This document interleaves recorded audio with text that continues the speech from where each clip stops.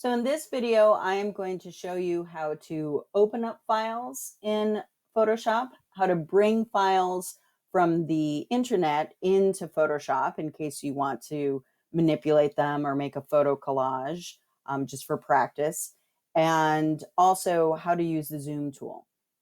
So first of all, when you first open up Photoshop, it'll look something like this. And we have create new and we have open. Now, open is what you want to use if you already have an image on your computer and you want to open it up. So I'll press open and I can go around and find images on my computer. I'll just use this one and it will open up automatically in Photoshop. Now, if I do want to find images on the internet to Photoshop, just for practice, I am using Google and I am using Chrome because Chrome works best with Google and Google works best with Chrome because it's the same company. So, I would search for something, maybe Greyhound, and I want to click on images. Now, if I am practicing in Photoshop and I am using images off the internet, there are higher resolution images and there are lower resolution images that can tend to get too pixelated. So I want to filter out all of the low resolution images and just have Google Images show me the high resolution ones. So if I click on Tools and then Size Large, it will filter out the lower ones. So then if I click on an image, I can see, and it is larger over here. And what I can do is I like to just kind of know, oh, it's 1200 by 720 pixels. That's all right. And I will right click and copy image. Then I go and switch back to Photoshop and go to File New. And I notice that right here, one of the sizes that I can make it is what happens to be on my clipboard. And look, it's 1200 by 720, just like the size of the image that I just copied. So I would like to do create.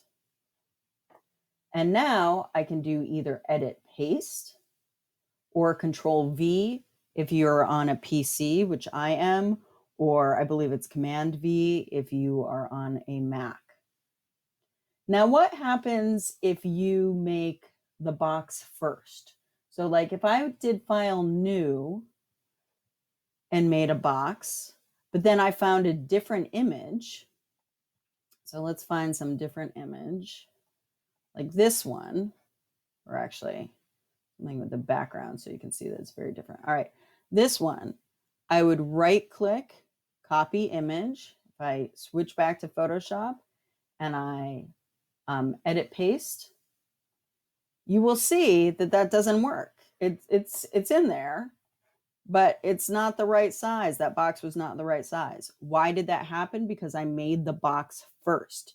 If I had copied the image and then, so let's go back and do that just very quickly, even though I already copied it, but right click, copy image, and then went here and said file new, you'll see the clipboard has adjusted, and then edit paste.